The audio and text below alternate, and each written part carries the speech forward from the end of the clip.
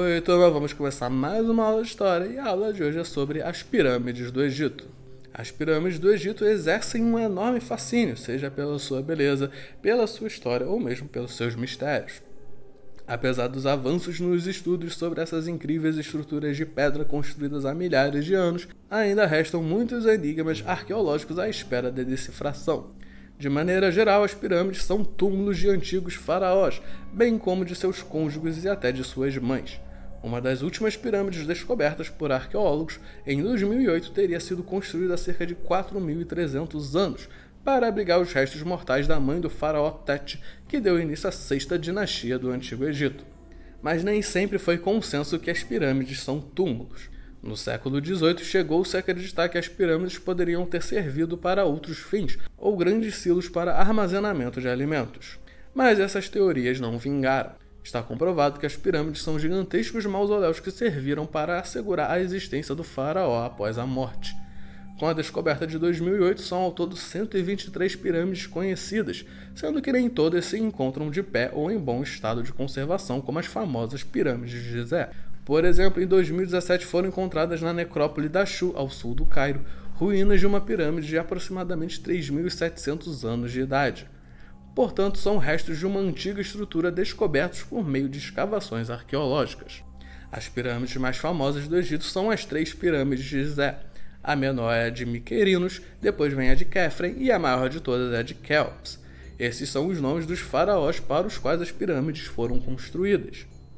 A maior de todas as pirâmides é a de Quéops, localizadas na cidade de Gizé, a apenas 20 km da capital do Cairo. Também conhecida como a Grande Pirâmide de Gizé, esse túmulo foi construído por volta de 2584 a.C.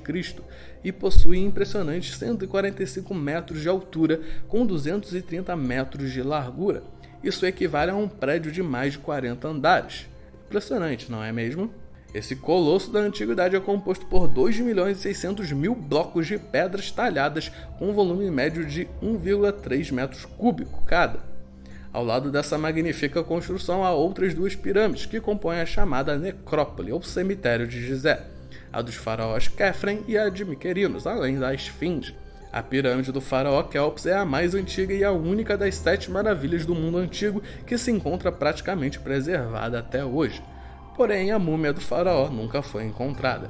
Mas por que construir túmulos nesse formato gigantescos, maiores que muitos edifícios modernos? Em primeiro lugar, é preciso olhar para o formato das pirâmides. São estruturas que apontam para cima, simbolizando a ascensão ao céu. O tamanho também tem a ver com isso. Quanto mais alta a pirâmide, mais próxima do céu. A grandiosidade e o luxo desses túmulos se explicam pela importância política e religiosa das pessoas que eram sepultadas ali dentro. O faraó, além de ser a principal liderança política do Egito Antigo, era considerado filho de algum deus do panteão egípcio. Alguns faraós, inclusive, chegaram a ser cultuados como deuses já em vida. Portanto, esses túmulos representavam todo o seu poder político e religioso que detinha. Daí a grandiosidade e o luxo das pirâmides. Além disso, a crença de que o espírito permanecia vivo após a morte caso o corpo fosse preservado, o que explica a mumificação, fez com que fossem construídos túmulos feitos para durar e não para serem violados. Assim, as pirâmides são refúgios feitos para resistirem à passagem do tempo e para evitar saques. Já a mastaba era um tipo de túmulo usado pela nobreza que era mais vulnerável à ação dos ladrões. Não nos esqueçamos de que nas pirâmides, além do corpo embalsamado do faraó, também eram armazenados os bens terrestres necessários para a vida no além. E como as pirâmides foram construídas? Não existem certezas absolutas em relação a esse tema. Mas as últimas descobertas arqueológicas dão conta de que espécies de trenós de madeira puxados por cordas eram utilizados no deslocamento dos blocos. Esse sistema de transporte também contaria com o auxílio de cordas e troncos de madeira, além de alavancas e planos inclinados. Mas não foram os ETs que construíram as pirâmides? Quando se fala de pirâmides, este é sem dúvida o assunto mais polêmico. Houve tempos em que se pensava que as pirâmides teriam sido construídas por seres extraterrestres. E talvez ainda hoje algumas pessoas acreditem nisso. E vocês sabem qual é o peso dessas rochas? Na maior de todas as pirâmides, a de Quéops, a pedra mais leve pesa 500 kg e a mais pesada 6 toneladas. Se pensarmos que essas pirâmides foram construídas há mais de 4.000 anos, quando não havia caminhões nem guindastes, dá para compreender por que muita gente ainda acredita que essa tarefa tenha sido feita por ETs. É verdade que há 4.500 anos não havia betoneiras, tratores, caminhões, guindastes e tudo isso, mas havia sim bons arquitetos, conhecimentos avançados de matemática, ferramentas e muita mão de obra. A questão é como a partir disso eles foram capazes de erguer esses colossos no meio do deserto. Vamos ver então passo a passo da construção de uma pirâmide. Primeiro, era necessário tornar o terreno plano, o que era feito pela inundação do local através de um canal desviado de um rio. Em segundo lugar, era preciso transportar as rochas das predeiras para o lugar de construção da pirâmide, e daí a importância do rio Nilo como via de transporte desses enormes blocos de pedra. A carga era colocada em grandes embarcações de madeira, em torno de 30 metros de comprimento por 15 de largura, que só conseguiam navegar nos períodos de cheia do Nilo. Portanto, o trabalho nas pirâmides era sazonal, ou seja, só se trabalhava quando o rio estava cheio e era possível fazer o transporte das pedras por via fluvial. Nos meses de seca, quando as barcas encalhavam, as pessoas voltavam às atividades agrícolas.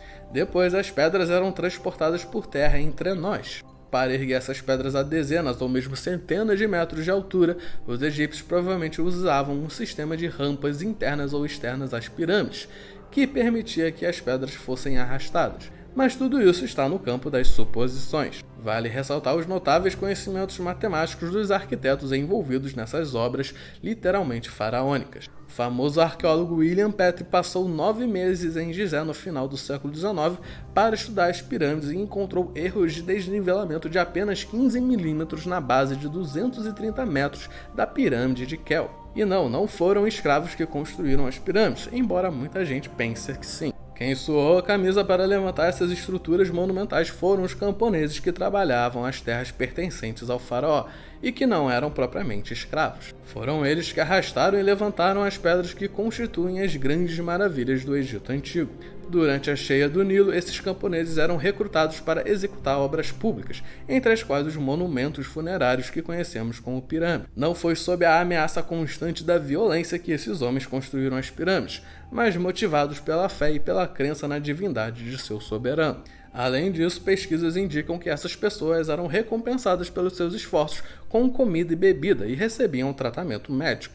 A mais antiga das pirâmides é a do faraó Dzoger, da terceira dinastia, construída por volta do ano 2660 a.C. Esta pirâmide veio substituir as mastabas, estruturas que ficavam em parte enterradas, em parte descobertas, que antes serviam de túmulos para os faraós. Ela tem por volta de 60 metros de altura. E quem foi o faraó Kelps? A mais famosa e maior de todas as pirâmides foi em tese construída para ser a última morada do grande Kelps, segundo faraó da quarta dinastia, que reinou entre 2551 e 2528 a.C. A julgar pelo tamanho da obra, esse faraó deve ter sido realmente muito importante, mas o fato é que a múmia de Kelps nunca foi encontrada. A sua majestosa e imponente casa mortuária foi encontrada vazia e nunca se soube do paradeiro do corpo do grande faraó. Onde a múmia do faraó pode ter ido parar? A hipótese mais conhecida e talvez a mais aceitável é de que a múmia de Kelps tenha sido roubada. Isso mesmo, roubaram a múmia e todos os bens valiosos que eram colocados na câmara mortuária junto ao corpo. Na verdade, poucas múmias escaparam à pilhagem, que já era feita na época dos faraós e que continuou a ser feita ao longo dos séculos. Por isso que a descoberta em 1922 da tumba de Tutankhamon, contendo a múmia intacta do jovem faraó, foi um feito importantíssimo para os estudos arqueológicos. A múmia do faraó menino continua em seu túmulo original, no Vale dos Reis, em Luxor. Sobre Kelps, existe ainda a possibilidade da múmia nunca ter estado dentro da pirâmide. Reforça essa tese o fato da pirâmide ser muito bem protegida, com corredores bloqueados por lajes de pedra extremamente pesadas. Perfurar a pirâmide para acessar a câmara mortuária também seria uma tarefa muito complicada. Os defensores dessa hipótese sugerem que o corpo pode ter sido levado para outro lugar, justamente para despistar ladrões. A pirâmide teria ficado como uma espécie de símbolo do túmulo do grande faraó, cujo corpo teria sido sepultado em outro lugar, com base na crença de que a manutenção do corpo e dos pertences do morto eram fundamentais para a preservação do espírito. Mas que lugar é esse? Até hoje ninguém sabe. Então é isso, turminha. Terminamos a aula de hoje. Tchau, tchau e lavem as mãos.